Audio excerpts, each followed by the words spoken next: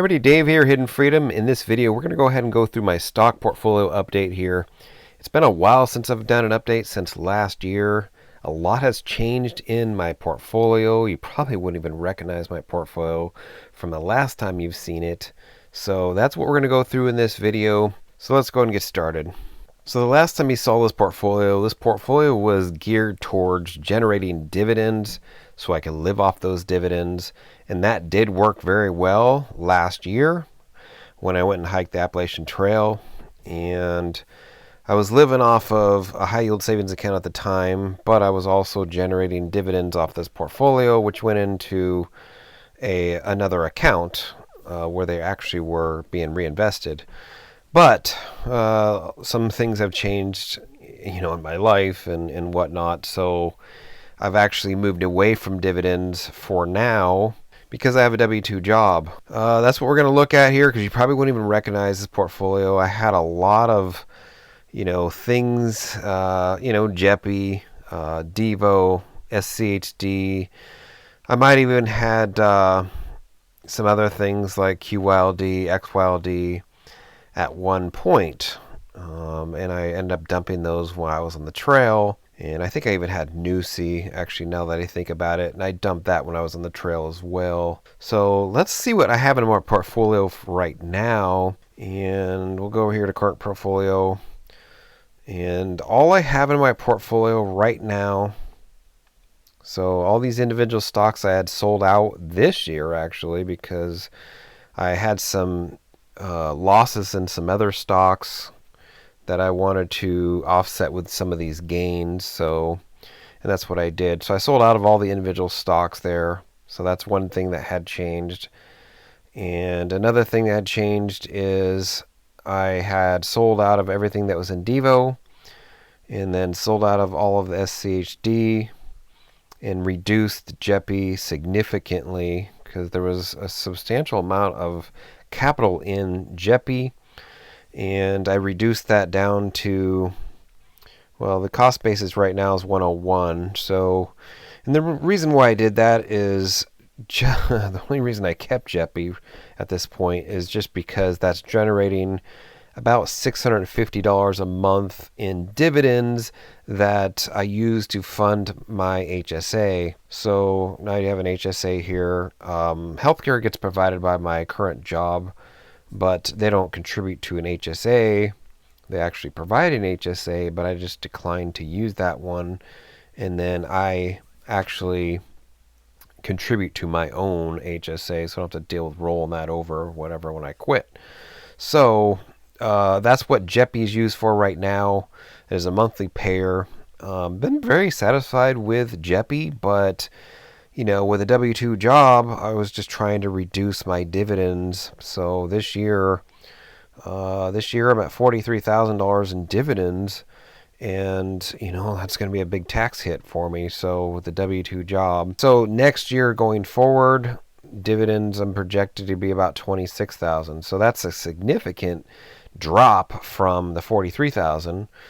And a lot of this here is going to be let's see here.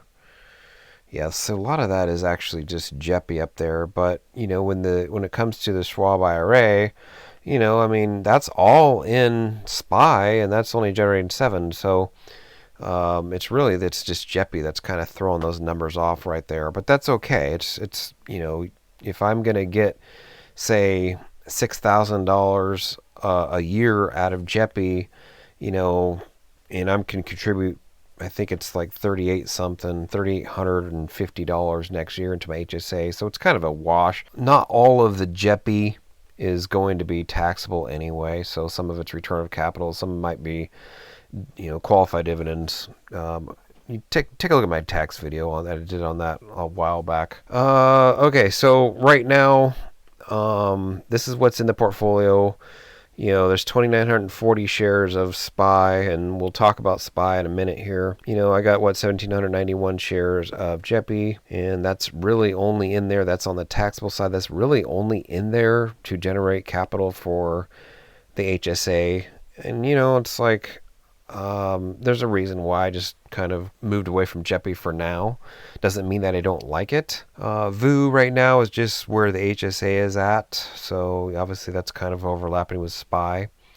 Devo, I left it out of here, or I left it in here because I might actually add it, down the road. But right now, I've completely sold out of Devo. And then SCHD, I think when I last left off, when I made a video last year, I don't think I had anything in SCHD, but I actually, when I sold out of some of the other things like Nusi, and reduced my Jeppy and my Devo, actually started funding SCHD.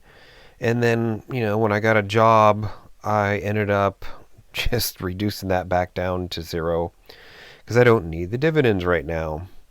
And I might actually not do dividends in the future. So we'll talk about that too. I might have to talk about that in the video. Another video. I just don't want to make this video too long. And then some people might even be asking, why am I doing SPY and not VU or any of the other flavors of SP 500? Well, I do options.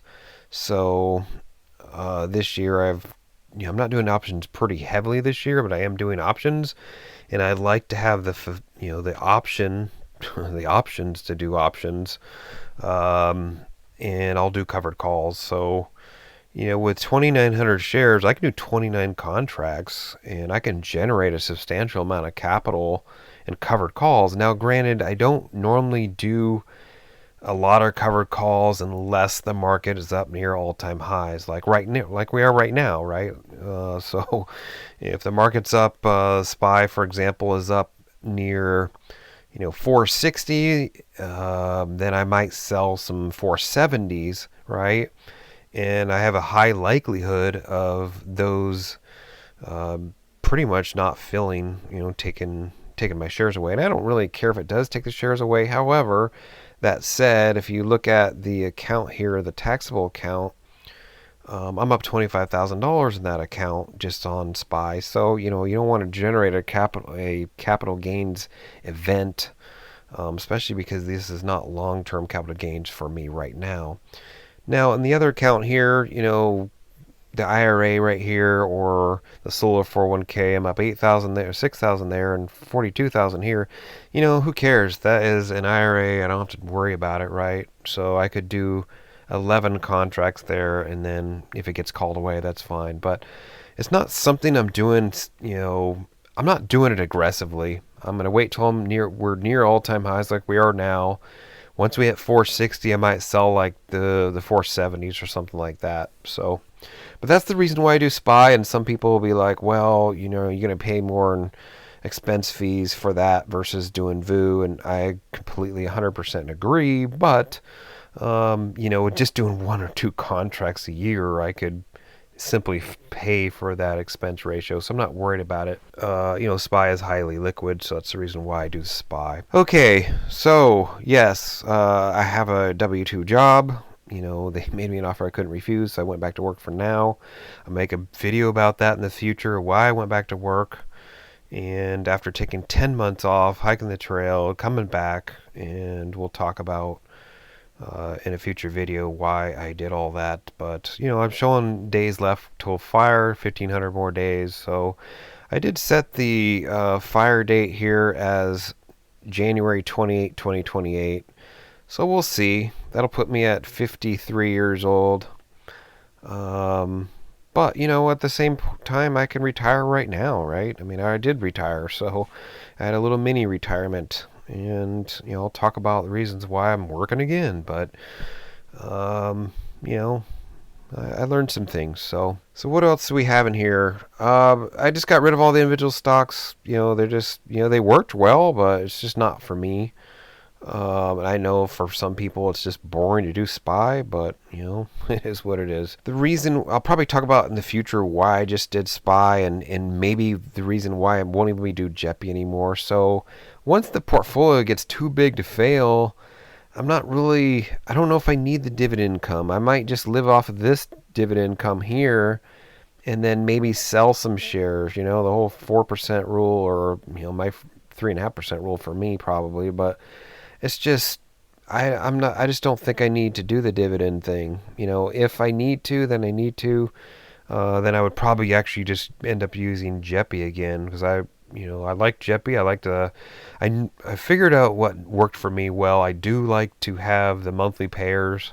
I know it kind of like a SPY pays out quarterly, but when it comes to the monthly pairs, it's very easy to budget. I just transfer that money into a different account, and then I just paid the bills from there. And if you keep your bills super low, it worked great. I liked it. I'll probably talk about that in a future video as well. I know what worked well for me. The quarterly thing, I'm not sure I'm gonna like that. It's too slow for me, and I like to have something coming in every month that I can pay those living expenses with. So I'd probably actually maybe put some money back into Jeppy again at some point down the road. I don't know. I haven't made a complete decision about that. I might just sell some shares every month. I don't know. We'll see. Let's just look at the dividends this year. So this is all the dividends received this year. All the red are the ones I have cut loose. So I don't own those anymore. And that was the last dividend I received from them. So you can see I had a lot of capital coming in from Jeppy this year. 5,000, 4,000, 3,000, right? That's why I liked Jeppy. It was great. Made it very easy to budget the month out. And now I get paid quarterly with SPY, so I just had a payment here in $4,000 last month. And SCHD, I got a couple of payments there, $900 there. That was a quarterly pair, and then I ended up selling everything in there. QQQ, I did do that last year. Ended up selling all the QQQ out once we hit the high back in, I think it might have been July or something like that. We hit the high. I just sold out of QQQ. IWM, I think I never even owned. And let's see here. Nusi, I think I got rid of last year, so there's Nusi up there.